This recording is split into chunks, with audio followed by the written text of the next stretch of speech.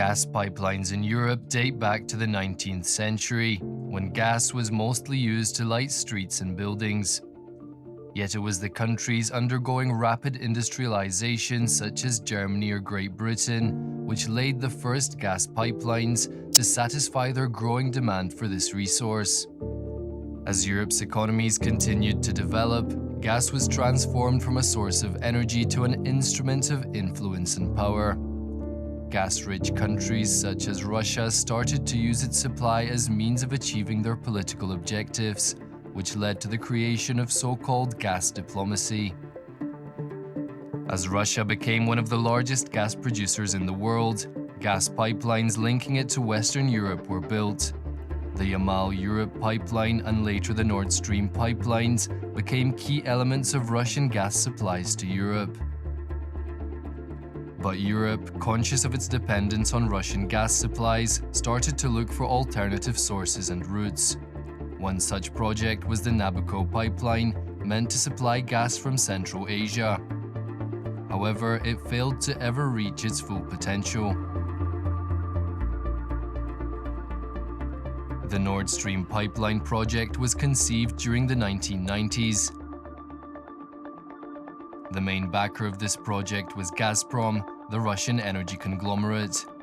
The goal of Nord Stream was to increase Russian gas supplies to Western Europe, bypassing the traditional delivery routes through Ukraine, which was supposedly beneficial for both Russia and European buyers. The construction of Nord Stream stoked controversy both internationally and within the European Union.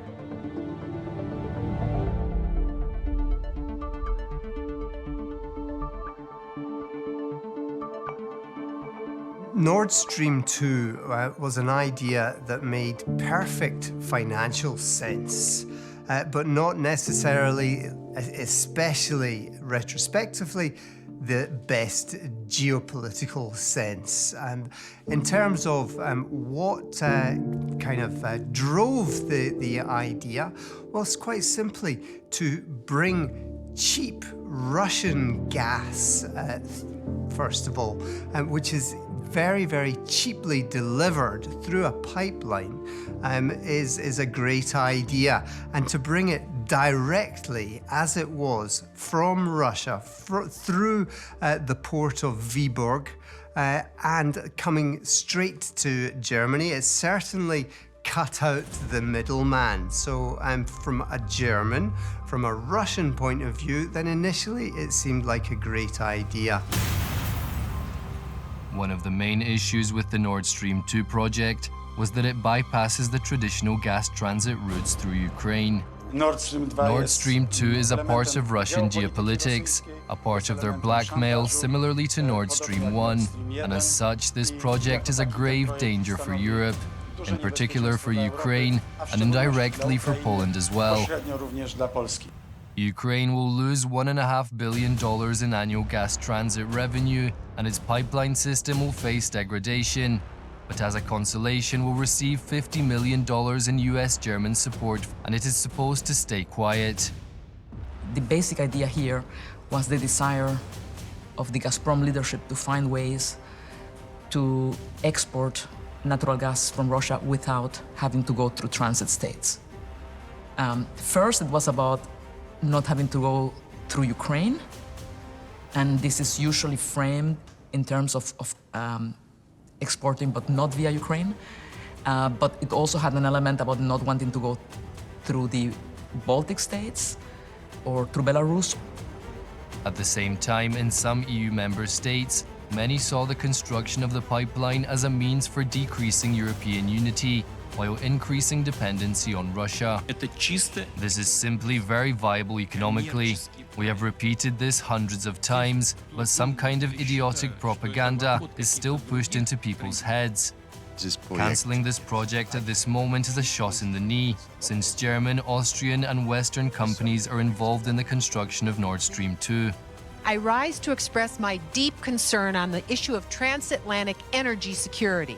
The Kremlin and complicit European nations are seeking to complete the Nord... Unlike many pipelines, what we noticed was it went just straight from one point to the other, without any sort of branches going off to other countries which were along the way. The Baltic countries, for example, very close to there, but not included.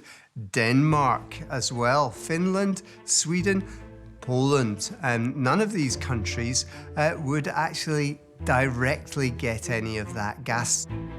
Nord Stream 2 is the continuation of the first pipeline project, aiming to double gas throughput to Western Europe.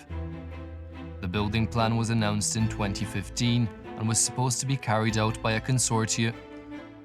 The building plan was announced in 2015 and was supposed to be carried out by a consortium including Gazprom and the German firm Uniper.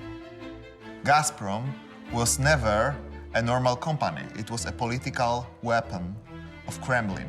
And as we can clearly observe from the proceedings of European Commission in 2018, the Central and Eastern Europe was always a place where Gazprom abused its dominant position. The prices were always excessively high. It was gas and withholding the supplies of gas were always used to influence the political life. Ukraine has long served a key role as a transit country for Russian gas, which flowed over its territory towards Western Europe. It maintained this role as a source of income and an element of its geopolitical influence in the region. The Nord Stream 2 project, which aimed to deliver Russian gas to Germany by bypassing Poland and Ukraine, created fears that it would lessen the role of Ukraine as a transit country and have a negative effect on its economy and position in the region. Even before the start of the full-scale Russian invasion of Ukraine and the sabotage attack on the Nord Stream 2 pipeline, many European countries, including Poland, underlined the need to diversify energy supplies in order to avoid overdependence on Russian gas. This is why they have invested in diversified energy sources such as liquefied natural gas or LNG, and built or planned gas pipelines which do not pass through Russia or Ukraine. So if you look at this more broadly, you will see that there was a policy already from the late 1990s to find ways to export not only natural gas but also oil directly from Russian ports to Western European consumers or to large ports. And basically this is the origin of both projects. Concerning Nord Stream 1, the idea was more specifically to reach directly the German market, to, through entering the German market, perhaps take control of some pipelines through Germany, through joint ventures with German companies. And in this way, not only achieve the goal of exporting directly without Ukraine or other states, but also achieving the goal of having a larger role in European Union companies and energy business in the European Union itself. The construction of Nord Stream 2 immediately led to controversies and resistance from some European countries, the United States and Ukraine. Critics complained it would increase European dependence on Russian gas supplies and weaken Ukraine as a transit country. Furthermore, the United States argued that politically Nord Stream 2 could be used by Russia to weaken Europe's energy security. It was brought about by the idea that Germany wanted to transform its energy policies. So to go from dependency on nuclear, which it felt was rather unclean as a form of energy, and to go to green energy, and gas was supposed to be a transition fuel. In come the Russians, perfect idea. Pipeline project was kind of the lure, was kind of a trap set up by Russians to Poland. And that was mostly a diplomatic, political trap. Russians, by luring Polish with the Yamal-2 pipeline, tried to convince Warsaw that their opposition against enlarging the capacity of pipelines coming from Russia to Europe is futile, that we should invest in mutual cooperation between Europe and Russia in terms of gas supply. And of course, for the observer that looks just on the just puts the first glimpse of eye on it, it may be attractive. But if we analyze the whole structure of this proposal, we see that it was in fact very, very dangerous for every country in Europe. Russians, by proposing the Yamal-2 pipeline, tried to somehow to corrupt the Polish opposition against Nord Stream pipeline. They tried to prove that Poland is opposing the Nord Stream pipeline just because it does not go through Poland.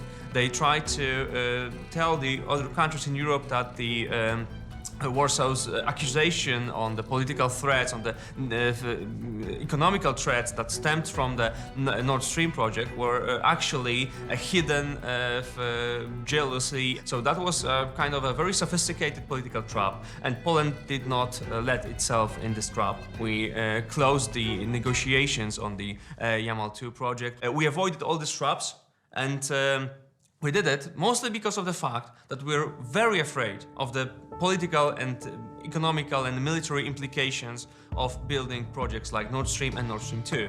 It was our mere and sincere fear that Russians will build these projects to start another war in Europe, and this is what happened. The United States and some European countries such as the Baltic states and Poland initially expressed their opposition to Nord Stream 2 and introduced sanctions which aimed to delay or block the project's completion. These sanctions constitute serious interference in the internal affairs and sovereignty of both Germany and Europe. We firmly oppose this. The next stage was diplomatic talks to resolve the dispute. Despite this opposition, the construction of Nord Stream 2 continued, although it faced numerous obstacles and delays. In 2021, due to heightened tensions between the United States and Russia, the US government imposed sanctions which led to the interruption of the works. We've been clear that firms that work in the Russian energy export pipeline sector could, if they engage in that kind of business, they could expose themselves to sanctions under CATS. The American sanctions against Nord Stream were also a point of contention. Germany was determined to finish the project despite US opposition. Change in Germany's position on Nord Stream 2 is due to the fear of an escalating trade war with the US. President Donald Trump has been a fierce critic of this venture, while the United States are Germany's main partner. I believe all issues can be resolved through dialogue. Some considered the Germans' approach as unfair, since they were ignoring energy security concerns. The Nord Stream 2 project was also criticized for its potential harm to the marine environment on the Baltic Sea. These fears stem from the pipelines being buried at the bottom of the sea and therefore posing a threat to local ecosystems. One of the main criticisms was that Nord Stream 2 increases the dependence of Germany and other Western European states on Russian gas supplies. Main figures are Gerhard Schröder and Angela Merkel. Of course, as well, Olaf Scholz, who was in the past a little bit behind these all main people, but now we notice his approach to the entire war and expectation that, this war will end very fast, indicate that he was as well very much supporting that, project. So this is what we as well notice in the agreement of the government of Olaf Scholz, who basically, established in the agreement a kind of a future approach to the Ukraine, What does means that he is basically with his party, exercising the pressure to, of course, occupy the Ukraine, not from the military perspective, but the economic perspective. What is the business for Germany in Ukraine? Ukraine has a big natural resources of the lithium. Not only lithium, but many of them, very, strategic resources. And Germany is the most developed, a country with the automobile industry. But without lithium, they cannot run this industry. Gerhard Schröder, the former German Chancellor, is often mentioned in the context of the controversial Nord Stream project. He played a key role in promoting and supporting Nord Stream 2, later becoming the chairman of the board of Nord Stream AG, the company responsible for building the pipeline, which caused disputes both in Germany and abroad. He also maintained a close relationship with Russia, in particular with Vladimir Putin. Schröder's decision and involvement in Russian affairs raised many eyebrows, within the context of Germany's increased energy dependence on Russia, as well as giving rise to fears about Europe's energy security. These aren't commercial projects. They are Kremlin's key tools to exploit and expand European dependence on Russian energy supplies. The former French Prime Minister François Fillon has also worked for Russia. Testifying before an investigative committee in the French Parliament, he argued that the money he earned in Russia was a private matter. At the same time, he accused the US of spying on him. In 2017, I embarked on a business career which is an entirely private matter. If I want to sell French meat preserves on the Red Square, I shall sell them on the Red Square. Gerhard Schröder decided to sign an agreement for the building of the northern gas pipeline just before the end of his term. After losing the election, he took a place on the board of the Russian-controlled Nord Stream consortium. Starting from that moment, Gerhard Schröder served for multiple entities that are linked with the Russian energy sector, such as Nord Stream 2 AG, the company that was dedicated to build the second pipeline going through the Baltic Sea bed, and in Rosneft, which was the Russian oil company. He was even offered a job in Gazprom, but during the official proceeding that were aimed to put Schröder in this company, the war on Ukraine broke out. Russia attacked Ukraine again in 2022. So that's why the proceedings have stopped, and the former German Chancellor did not land in the Russian Gazprom.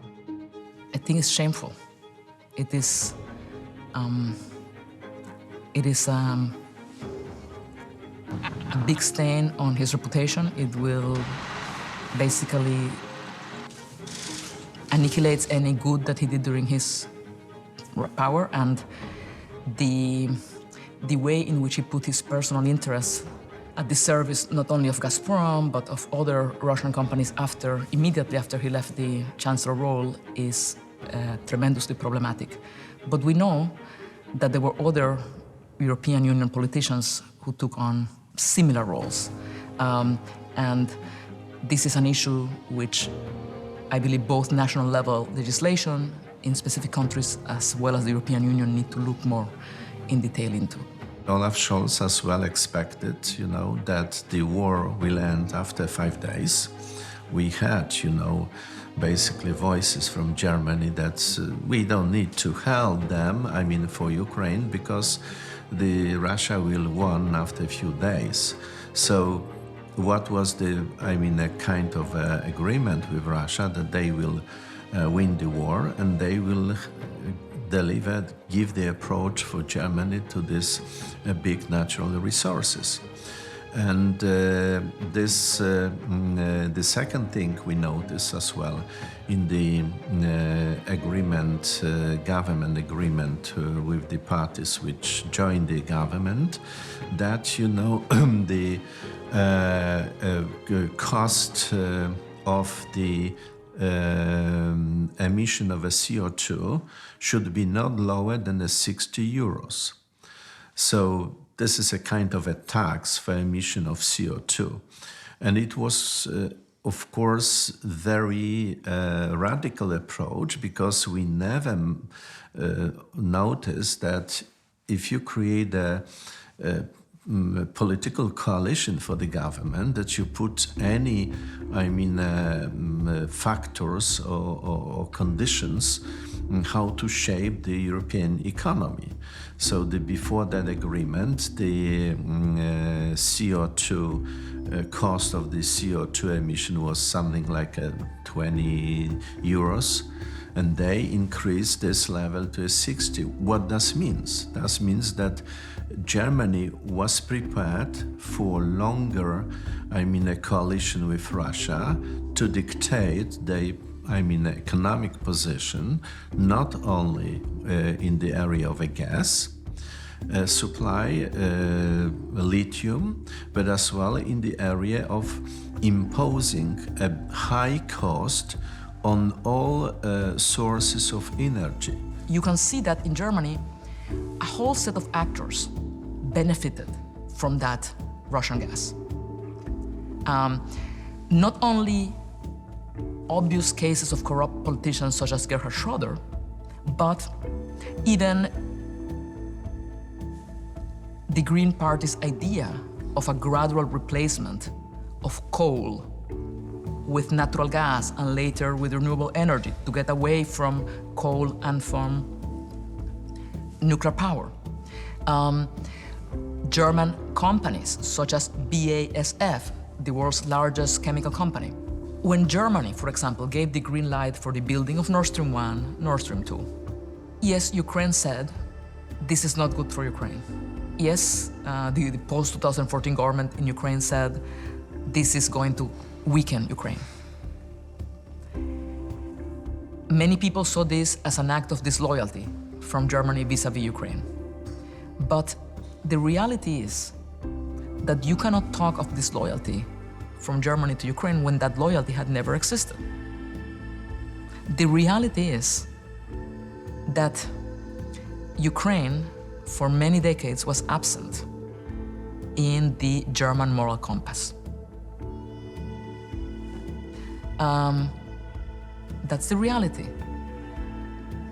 They acted in the interests of what they believe was the interest of their companies, what they believe was the interest of their industry. And as you understand, German well-being and wealth that you see here in Potsdam and elsewhere is based on exports, including exports from companies like BASF. They never, so the question is, why should they have a moral responsibility vis-à-vis Ukraine? In late September 2022, leaks were detected from the Nord Stream 1 and Nord Stream 2 pipelines at the bottom of the Baltic Sea. According to Danish investigators examining the matter, the malfunction was caused by powerful explosions, which destroyed the undersea pipeline. They're not used. There is no gas going through these pipelines. In fact, there was never any gas going through Nord Stream 2 because it was actually suspended before it even started operation. There is still gas going through Ukraine right now, despite the war, despite all the damages that were inflicted by Russia against the electricity infrastructure in Ukraine. And many people have been wondering why exactly Russia has not bombed the infrastructure. My guess is, and we are beginning to see some signals from Russia, that they would be interested in continuing this transit because they have very few options left. The only way that they can take the gas out to Europe is via Ukraine or via Turkey. Ukraine has a massive infrastructure dating back to Soviet days. It can transport more than Nord Stream 1 and 2 together could have transported. Right now, volumes are limited, so the export via Ukraine is limited. And Russia recognizes that it could still use this infrastructure. But my guess is that the Ukrainians are not benefiting much from this. This could lead to problems in terms of energy security, in particular when international tensions rise. Critics claim that Germany, by supporting Nord Stream 2, was undermining the principle of European solidarity in terms of energy policy, Strong political involvement of Angela Merkel as well merely shows that this project is political and, as I say, dangerous for the security of Europe. After the Nord Stream 1 was built, the main impact of this was that the degree of dependency on Russian imports increased. This is the most direct impact. And the formal idea of diversifying supplies, it really came to nothing because the amount of Russian gas increased to, in some cases, in the case of Germany, almost 50%. So this was the direct impact. The second impact, I would say, was a more indirect impact in terms of a very complex set of judicial proceedings concerning who had control over regulations concerning that natural gas, whether Germany had control of those regulations or the European Union. There were several attempts, in particular by Poland, to say that certain issues had to be under control of the European Union. The German Network Agency argued that it was German. So the second, I would say, impact of Nord Stream 1 was not only at the level of supplies, but at the regulatory level, kind of creating uncertainty in terms of the prerogatives of the European Union and the prerogatives of individual states. And in my understanding, Gazprom sought to use this uncertainty to further increase its role in the Western European market. Co oznacza pominięcie Europy Środkowo-Wschodniej? What is the significance of bypassing Central and Eastern Europe? That means that those countries aren't necessary for the transit of gas. This weakens their political situation and puts their fate in the hands of Russia. Ze strony Rosji. Zarówno Nord Stream 1, jak i Nord Stream 2. Both Nord Stream 1 and Nord Stream 2 led to Russia being dominant on the European market, particularly on the German market, as they are the largest customers for gas. Odbiorcą gazu. And it bypassed Central and Eastern Europe. So it led to a lot of interdependence between Germany and the Russian Federation. But we can say that we were right because we in Poland always recognized that gas and oil from the Russian Federation is toxic. Import of gas gives huge financial inflows to Russia, which it uses to strengthen its security sector. And so sooner or later it was to be expected that they would use their military potential.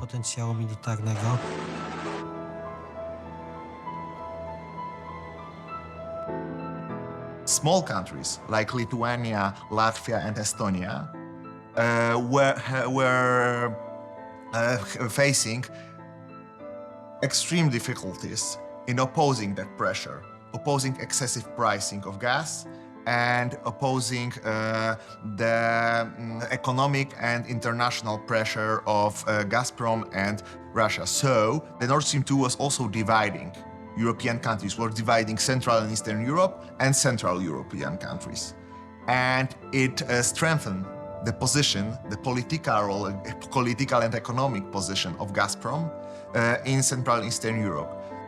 Important factors and group of factors influenced Nord Stream. First, it's the lack of political and economic solidarity within the EU that was exploited by Russia.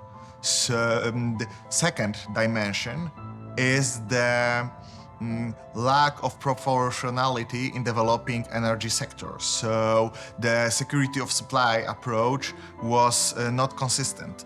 The minimum security requirements, such as minimum storage capacity. Secondly, like the greenhouse approach, reflected unfortunately in the idea that the cheap Russian gas will replace nuclear energy in energy vendor model, was also a risky, I would say, at least, it was at least risky. And thirdly, the political meddling, like the Gazprom and Nord Stream 2 AG actively recruited and actively participated in local and sometimes even federal politics. The company hired former politicians, and company hired and employed former important business figures to expand its influence on the European politics.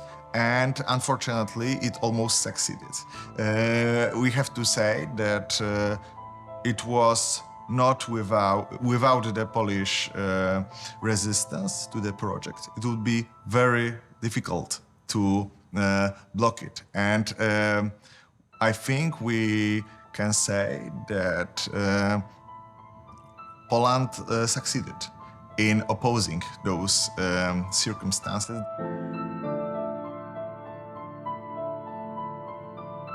For a long time, Russia kind of threatened us, us, the West, saying that they could turn to China. But there's two things that you really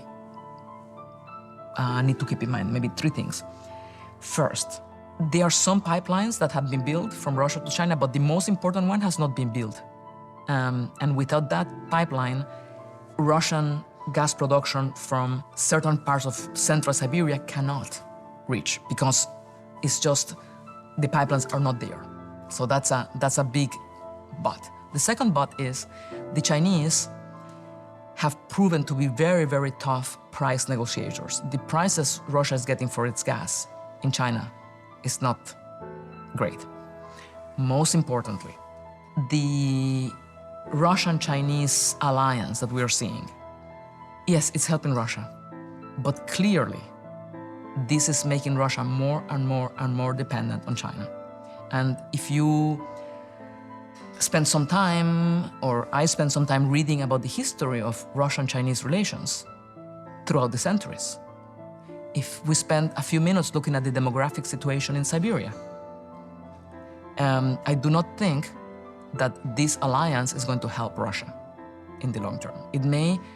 Putin is so obstinate about destroying Ukraine that he's willing to increasingly become an economic vassal to China. But this is not going to be something that will support the strength of a unified Russian state.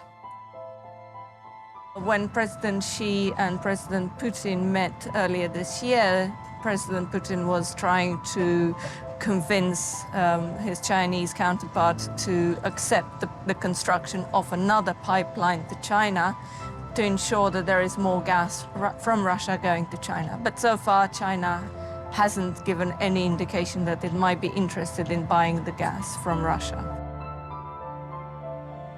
So before the war, Europe was getting upwards of 40% of its gas through various pipelines from Russia.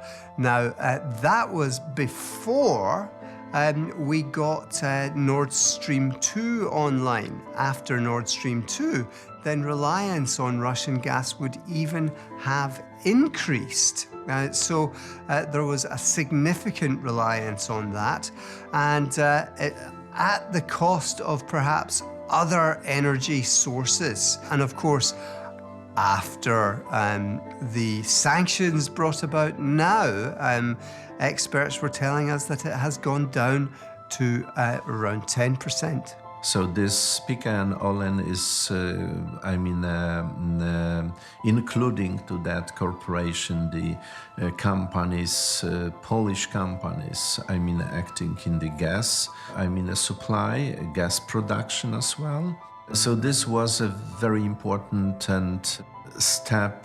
Why it was very important? Because, to be not dependent in the future, we need through that process create a big profit for the future investments.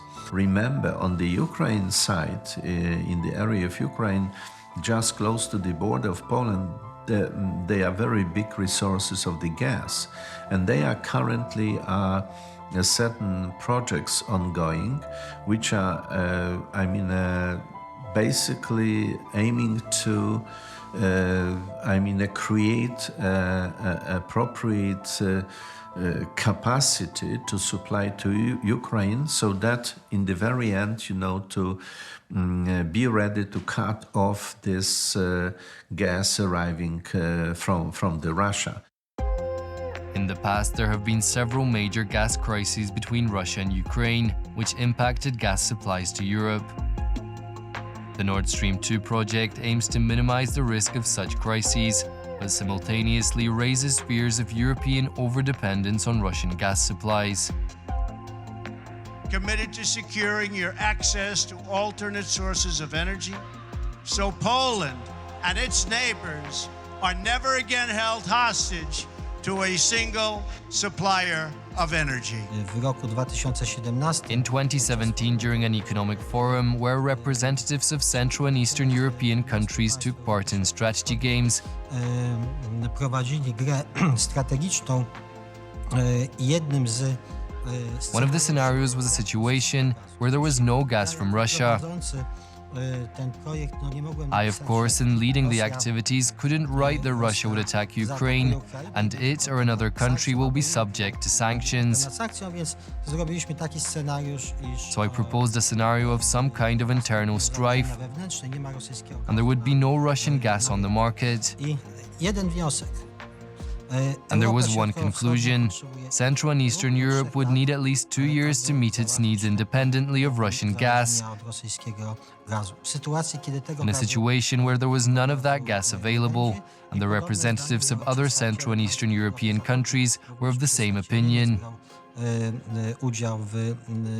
A representative of Germany took part in the game, and that is exactly what happened. Take a look at the situation today. We are ready for that. In 2014, Russia annexed Crimea and started occupying the Donetsk and Luhansk regions in Ukraine. The European Commission back then was aware of the risk that Russia may, because of political reasons, may withhold the supplies of gas, as it had done many times in the past. Therefore, they analyzed the risks, and the result of those risks were that some of the countries, like Bulgaria, Finland, Baltic countries, to some extent also Poland, Czech Republic, Slovakia, Germany, are to some extent dependent on Russia. We have decreased the European extraction of gas, and the biogas production was not enough to compensate that. We have increased the imports of LNG, but only by 20%. So less than we increased the Russian imports. We have increased the storages also, the capacity of storages by 20%, but also only by 20%. So we were not consistent. It was quite naive approach, not proportional to our demand. If the action that were taken after the Russian invasion in 2022 were taken, we had all the data that were important. In 2014, all the economic crisis would not have happened to that extent. I would say even more. In 2014, if Russia would have withheld the supplies of gas, all the gas could have been imported from other sources.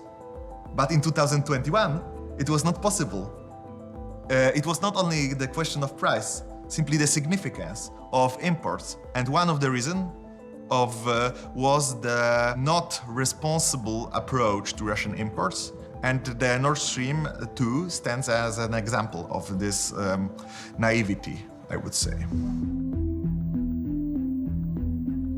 Looking from the perspective of the year 2023, it is a symbol of failed German policy. However, I don't think that the history of this certain pipeline is finished, because of the fact that still one pipe that is a part of the Nord Stream 2 project is operable. I mean, Russians can start sending gas through the pipeline B of that gas pipeline, so it can be opened, it can be used to transfer Russian gas from Russia to Europe, especially to Germany. However, we don't know if this is an option. We don't know what the political situation in Europe will be in several years, so that's why we cannot tell for sure if it's possible. But I think that both Russians and Germans invested so much money, political interest and any other resources in the idea of creating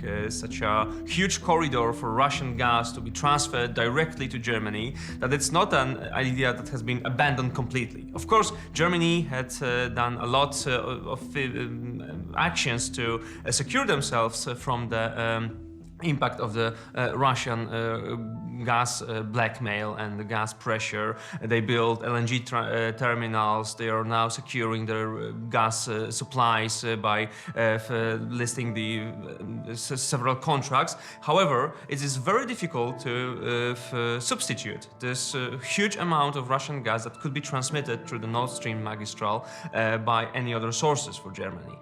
So that's why I think that we may see the chapter 2 of this history of Nord Stream 2 pipeline. However, I hope that the pressure from the other European countries, the pressure from the United States of America will be so huge on Germans that it will make opening of Nord Stream 2 pipeline impossible.